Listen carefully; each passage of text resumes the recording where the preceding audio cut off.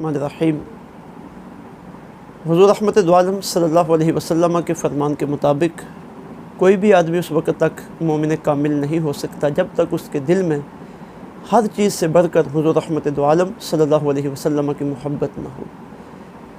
آقا علیہ الصلوۃ والسلام کی محبت کے اظہار کے جتنے بھی ذرائع ہیں ان میں سے سب سے بہترین اور خوبصورت ذریعہ درود شریف ہے۔ درود شریف محبت کے اظہار کا بھی ذریعہ ہے اور محبت میں اضافے کا بھی ذریعہ ہے اور اپنے محبوب کی یاد دہانی کا بھی خوبصورت ذریعہ ہے۔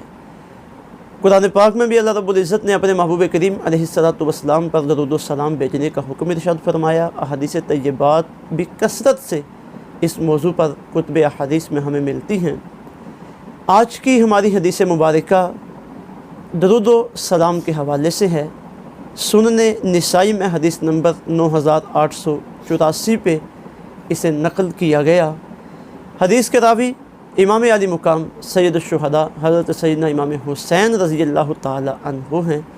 آپ اپنے والد گرامی مولا مرتضیٰ شیر خدا جناب سیدنا علی المرتضیٰ رضی اللہ تعالی عنہ سے روایت کرتے ہیں کہ حضور رحمت دو عالم صلی اللہ علیہ وآلہ وسلم نے ارشاد فرمایا، ان البخیل، بے شک وہ آدمی بخیل ہے، من ذکرت عندہ، جس کے پاس میرا ذکر کیا گیا، میرا تذکرہ ہوا اس کے پاس، فلم یصلی علیہ، اور اس نے مجھ پر درود و سلام نہ بھیجا۔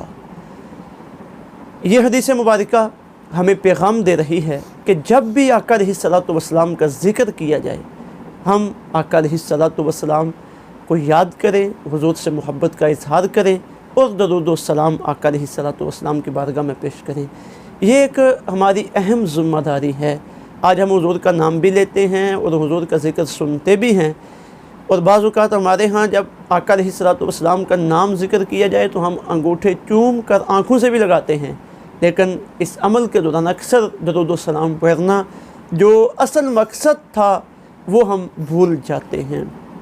ذکر سے، آقا علیہ الصلوۃ والسلام پر درود و سلام بھیجنے سے اپنی مشام جاں کو ہمیں معطر کرنا چاہیے، اور درود شریف دنیا اور آخرت میں سعادت مندی کا بھی ذریعہ ہے، اللہ رب العزت کی کرم نوازی کے حصول کا بھی ذریعہ ہے، حضور کے قرب کا بھی ذریعہ ہے، خاتمہ بالخیر کا بھی ذریعہ ہے، اور قیامت کے دن جنت الفردوس میں داخلے کا بھی ذریعہ ہے، اور جنت میں آقا علیہ الصلوۃ والسلام کی سنگت کا بھی ذریعہ ہے۔